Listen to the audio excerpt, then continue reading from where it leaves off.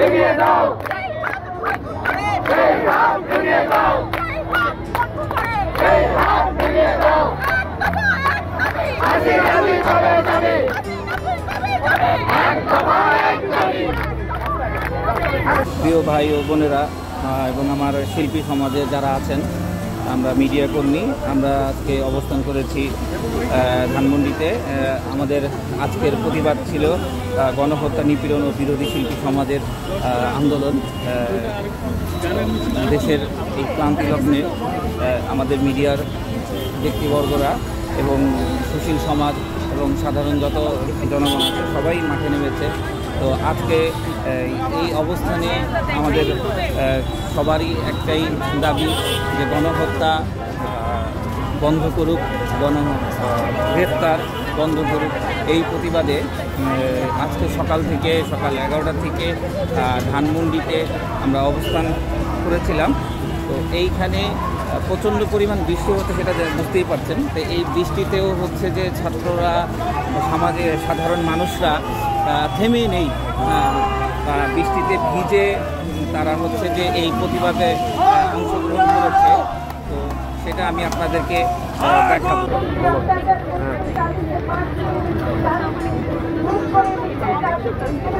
সবাই আছে, আমি ভিডিও করছি।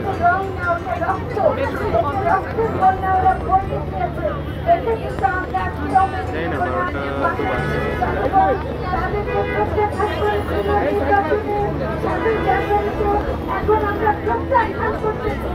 তারা যদি সামান্য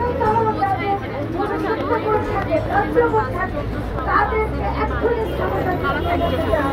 আমরা এক্ষুনি ক্ষমতাকে ফিরে যেতে বলছে এবং আমি মনে করি তাদের বিচারে আমরা করি, গণ আদালত আমরা মানুষের আদালতের তাকে বিচার করি।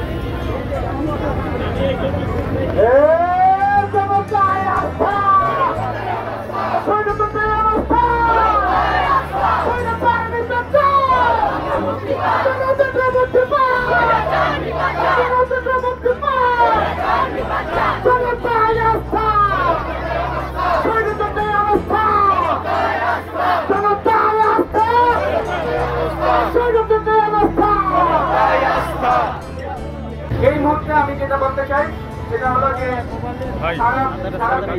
যে একনায় করছেন, একনায় বিচিত মনোভাব বিভিন্ন সরকারে আমরা দেখি। আমাদের পার্শ্ববর্তী দেশে যে মোদীকরণের যে ট্রেন্ড দেখা দিচ্ছে, যে ব্যবস্থা দেখা দিচ্ছে, সেই মোদীকরণ হচ্ছে যেটাকে ইংরেজিতে বলে পেরোকিয়ালিজম। এই পেরোকিয়ালিজমকে আমরা যদি বলি মোদীকরণ, আমরা এই বাংলাদেশের মোদীকরণের সমাপ্তি চাই। কোন অবস্থাতে শিল্পে, সাহিত্যে, রাজনীতিতে, সাংবাদিকতায় মোদীকরণ বন্ধ হোক। এই বলে আমি আমার বক্তব্য শেষ করছি। সবাইকে ধন্যবাদ যারা এখানে এসেছেন। আমরা একটা র্যালি করে 27 নম্বর পর্যন্ত যেতে চাই। সবার জনতার ইচ্ছা, এটা আমাদের ইচ্ছা ছিল আমরা এখানেই শেষ করবো। জনতার ইচ্ছা আমরা র্যালি করে 27 নম্বরে যাবো। আজকে জুমাবার, আমরা নামাজ শুরু হওয়ার আগে এর সমাপ্তি জানবো। দেখতেই পাচ্ছেন পিছনে স্লোগান দিয়ে হচ্ছে যে সবাই সামনের দিকে আমার বোন বলল কেন শেখ হাসিনা জবাব চাই, স্বৈরাচারের গদিতে স্বৈরাচারের গদিতে আগুন জ্বালাও একসাথে, আগুন জ্বালাও একসাথে।